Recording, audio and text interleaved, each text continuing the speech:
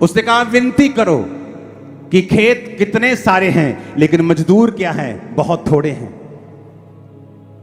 आपको प्रार्थना करनी है कि परमेश्वर अपने मजदूरों को भेजे इंग्लैंड कंट्री में, वो अपने मजदूरों को भेजे यूरोप कंट्रीज में, वो अपने मजदूरों को भेजे मिडिल ईस्ट कंट्रीज में, वो अपने मजदूरों को भेजे एशिया में, चाइना में, इंडिया में, जहां फसलें तैयार हैं लेकिन काटने वाले लोग थोड़े हैं। आप जब प्रेयर करेंगे, बाइबल कहती है जब आप परमेश्वर की इच्छा को समझकर उसके मुताबिक प्रार्थना करने शुरू करते हैं तब तो परमेश्वर आपको वो देता है जो आप मांगते हैं। उसने कहा क्यों चाहिए आप परमेश्वर को, वो क्यों आपको पवित्र आत्मा देता है? क्योंकि वो इस दुनिया में परमेश्वर बिना शरीर के काम नहीं करता। वो कर सकता है पर नहीं करता। शैतान भी शरीर देखता है, शरीर को कब्जा करता है, फिर वो गलत लोगों को उठाकर अपने काम करवाता है। वो सारे करप्शन, वो सारे गलत काम, वो सारे चीजें ये शैतानी है, ये शैतान यूज करता है लोगों को।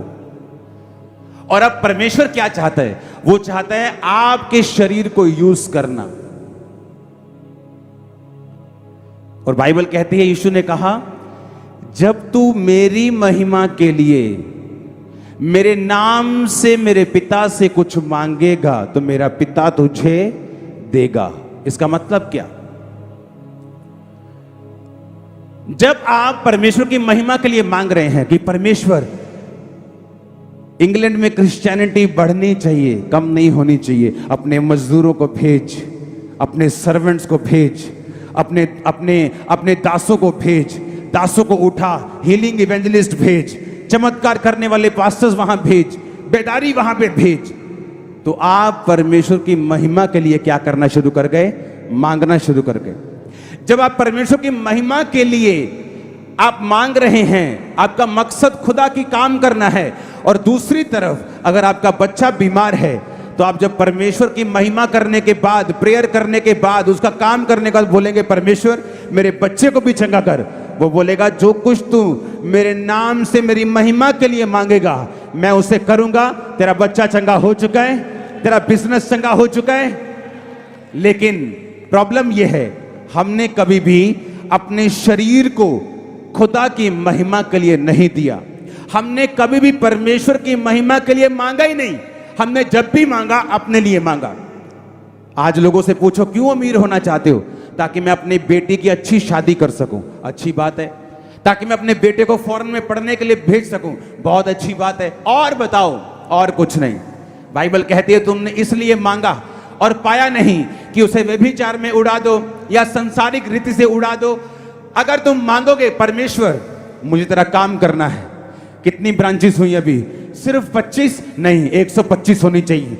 खुदाबंद मुझे बरकत दे कि मैं इस काम में हिस्सा डाल सकूं। फिर क्या होगा?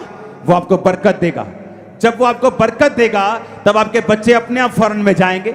जब वो बरकत देगा आपकी बच्ची की शादी अपने आप अच्छी होगी, क्योंकि आपका मकसद जो है वो परमेश्वर की मर्जी को पूरा करना बन चुका है। यीशु मसीह ने कहा प्रार्थना करो खेत के मालिक से। कौन है खेत का मालिक? यहोवा परमेश्वर। कौन है खेत? आप लोग, वो लोग जो बचाए नहीं गए, वो रूहें जो बचने के लिए तैयार हैं, जो नशों में मर रही हैं, बीमारियों में मर रही हैं। और कौन है मजदूर? खुदावंद के सेवक, खुदावंद के सुसमाचार प्रचारक, प्रचार करने वाले लोग, परमेश्वर का काम करने वाले लोग। यीशु मसीह कहते हैं मेरी इच्छा यह है कि बहुत से मजदूर हों। इसलिए मैं कहता हूं ये खामरा चर्च विश्वासियों की चर्च नहीं है, ये मजदूरों की चर्च है। आज से आप मजदूरी करेंगे यीशु मसीह के सामर्थ्य नाम में, खुदावंद के नाम की। आज से आप मजदूरी करेंगे, खुदावंद के खेतों में रूहों को बचाएंगे यीशु मसीह के नाम में। आज से जिस रिश्तेदार के पास आप जाएंगे वो आपकी बात को सुनेगा। वो हीलिंग अनॉइंटिंग, वो सामर्थ आपके मुंह से बहेगी जब आप बात करेंगे। आमीन। ऊंचा ये बरकत तुम्हारी है।